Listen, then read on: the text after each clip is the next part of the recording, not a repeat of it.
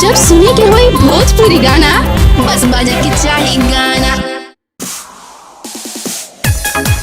आज करी रे पलंगिया,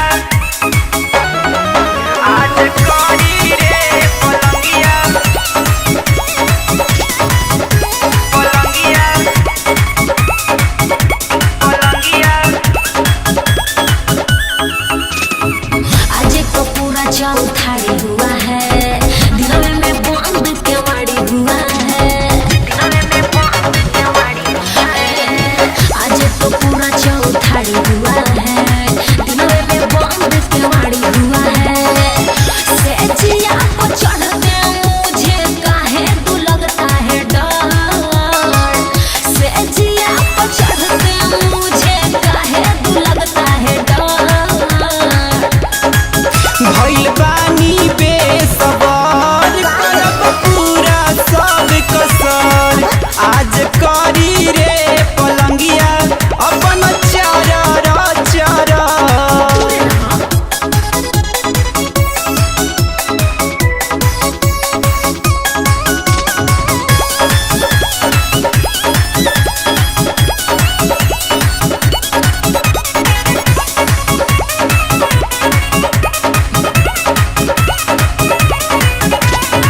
पहिले कभी नहीं किए का राजा, कच्चे कसैली हो माल है ताजा।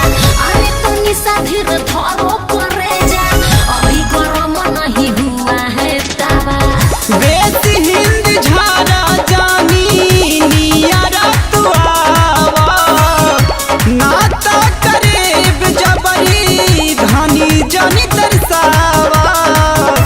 तेरी ही रहूंगी मुकेश अब तो मैं उम्र भर, तेरी ही रहूंगी मुकेश अब तो मैं उम्र भर।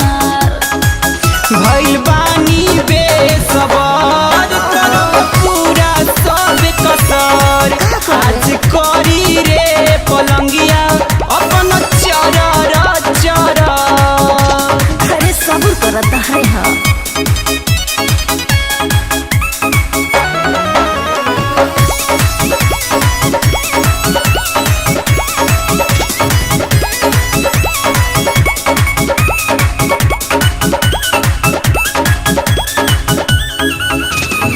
नैहर से मिला है नया पलंग, लगता है तू रो दोगे सबरियाना। दिया बूता के दिया खोजते हो का, प्यार करने का तुमको नहीं है ढंग। देख के जवानी नइखे होता बर्दाश्त हो।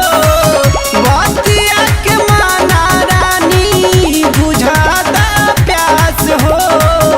अपने बतिया का तुम पे होता नहीं का असर, हमारे बतिया का तुम पे होता नहीं का असर। ए भइल बानी बेसबर करब पूरा सब कसर। आज करी रे पलंगिया अपन चरर चरर। आज तो पूरा चौथारी हुआ है, दिनों में बंद केवाड़ी हुआ है।